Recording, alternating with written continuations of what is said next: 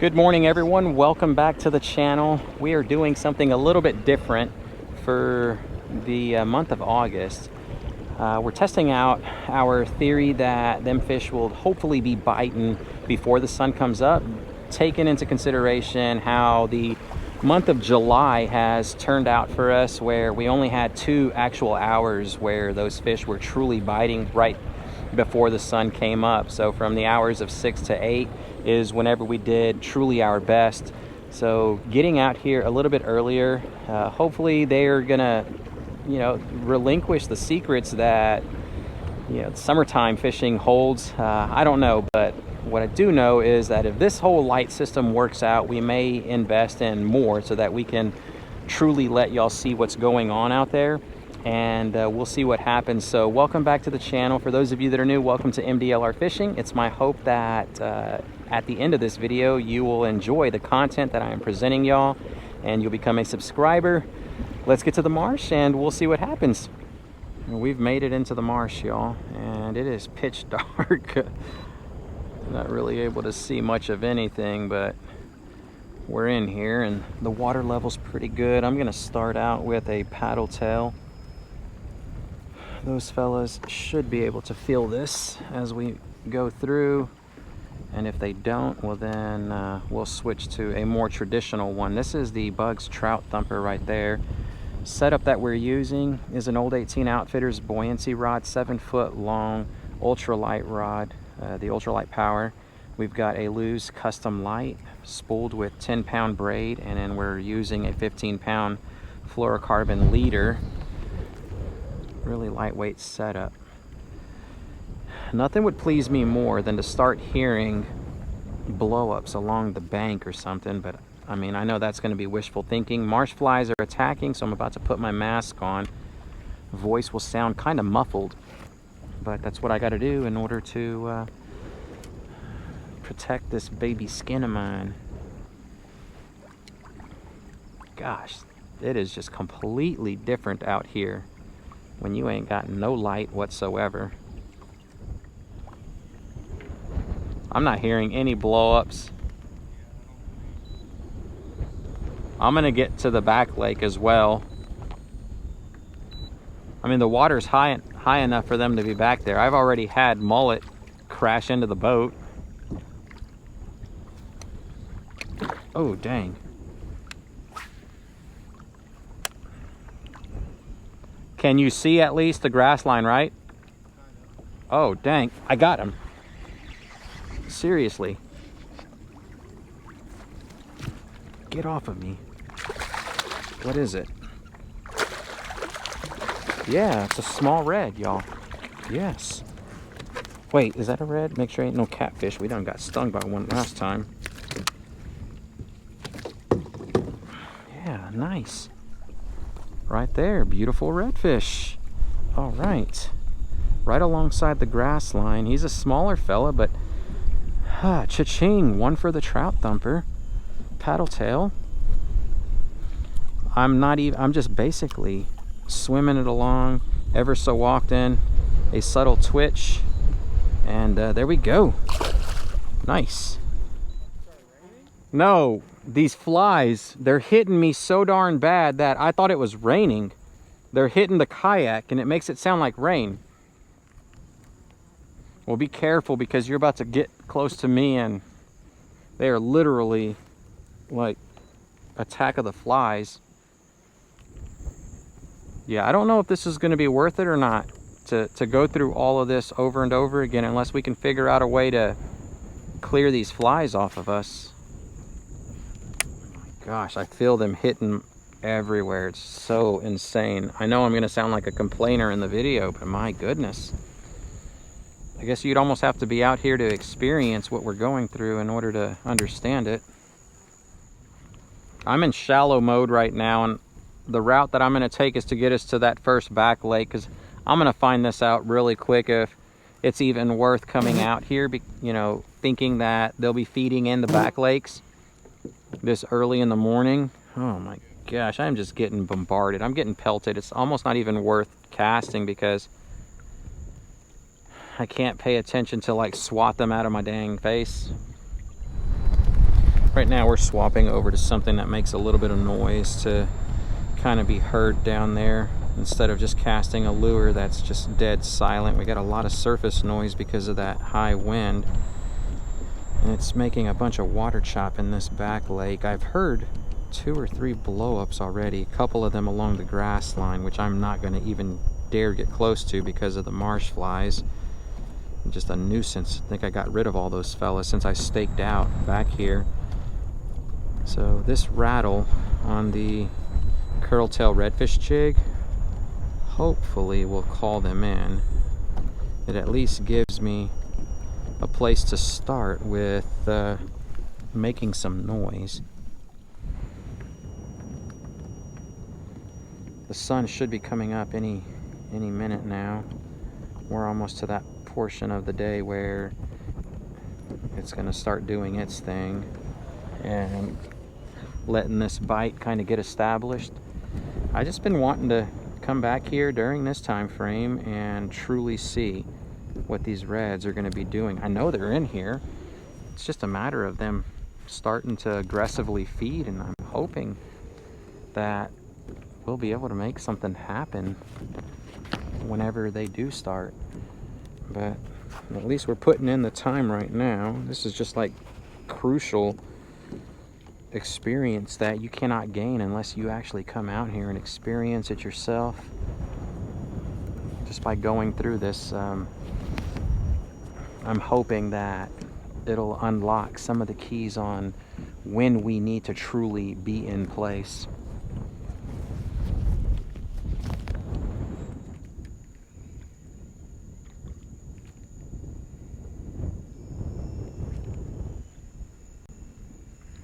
Got him, yep. Just come right over to the grass line and already got tagged. He found that rattle right at 6.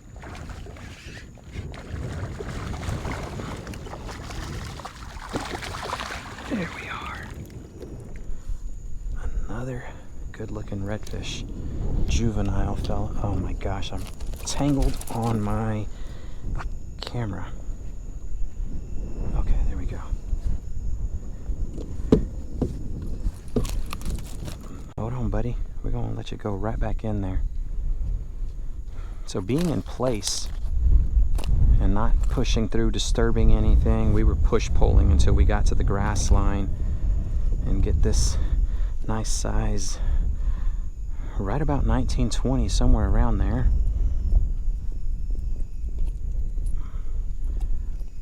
Yeah, I'm hoping that me being in position for that right there is going to be worth it for the day, because I mean, if we don't get much of anything, then I'm not going to dare sacrifice and wake up at 2 in the morning to get out here to just experience nothing but trauma. Literally blunt force trauma from marsh flies. That's a plus right there. The dude was patrolling this grass right over here. So let's turn the light off and we'll continue going at it.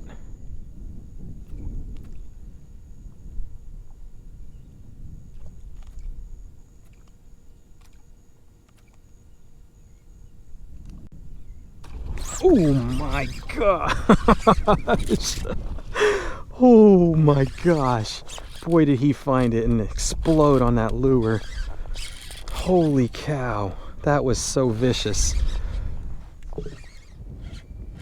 This one catch right here is going to make the entire trip so worth it. And they are just blowing up all along the grass line. I've been watching them and I'm like, okay, what's going to get that bite to take place? This dude is big. He's got to be big. Oh gosh, that felt so darn good just to see that explosion. The only thing that would have made it better is actually being really up close on it. Okay, where are you going, buddy? He's about to take off. Yep. Oh yes, that is a donkey right there. We're gonna need the net. This dude just punished my lure. Oh man, that is an upper slot red. Where are you? Come on.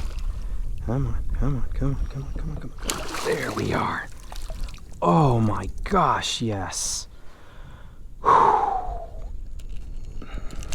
There we go. There we are.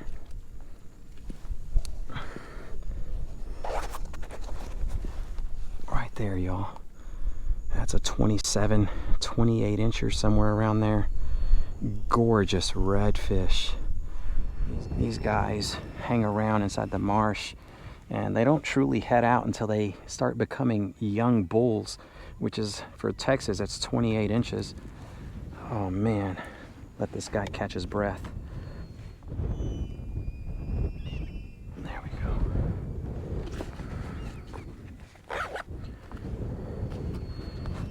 That was a gorgeous catch. We're gonna put this fella right back, and we'll see you later, buddy.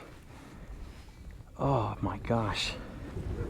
Hopefully we're gonna be able to relive that and just continue cruising this grass line and call these fellas in with this really slow twitch. There we are. Got you, finally. Chasing these guys down forever.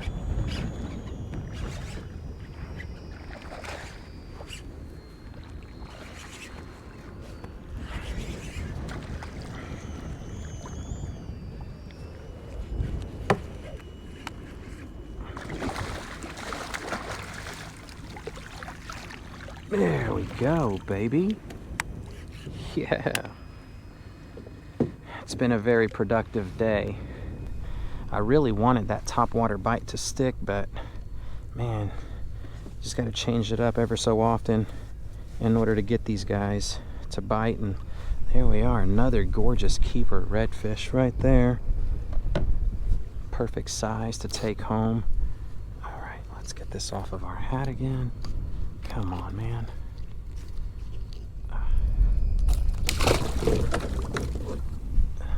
Okay, at least he got himself off. Right there, we pulled the lure halfway out. Oh my gosh. Very productive day. The grass line has just been loaded with these guys cruising back and forth. Water levels are pretty good. I really wanted to get that topwater bite established though. Man, oh man. But I'm not going to complain with the results that we are having thus far. Hook point still sticky. Let's check our line. Line is still good. We'll continue pushing along. Okay, we got one right up ahead. I see him crawling. I'm gonna try to cut him off if we don't spook the fella. I still see him.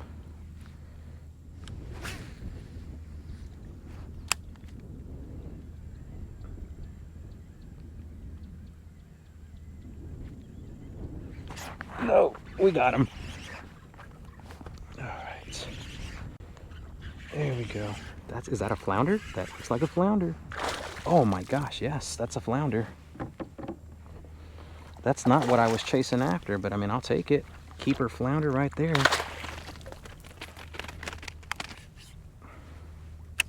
Gosh, you can't just get luckier than that. Just see a red crawling and then a flounder ends up with your darn lure. And the red is still right there in that same area. Oh my gosh, yes. There we are. Look at that. That is a gorgeous flounder.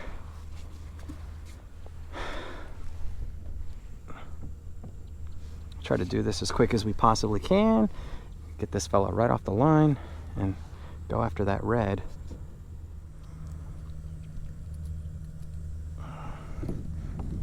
See you later. Oh, you freaking turd. That's it. That brings this one to an end, everyone. Thanks so much for watching. I really appreciate it. And if you enjoyed it, hit that thumbs up button, especially for that just explosive topwater redfish. I am very pleased with my results today. Is it worth like going through all the marsh flies? I don't know. I guess you would have to be the deciding factor whenever you're out here. Thank goodness we have the protective wear that we do, because then those flies land on you and then they start trying to bite through your clothes, and it really sucks. But aside of that, getting in place before that sun comes up is the key. They're not biting like crazy before it comes up or anything like that. So answers my question. I mean, it could be a fluke, but I seriously doubt it. They're just not biting whenever the sun isn't up. Next thing to test out is like during a full moon, if they actually have enough light to feed at nighttime. So we'll put that one to the test whenever the time comes during this month. And yeah, thanks so much for watching again. I truly appreciate each and every one of you. For those of you interested in Patreon, I do a lot of behind the scenes stuff over on that page.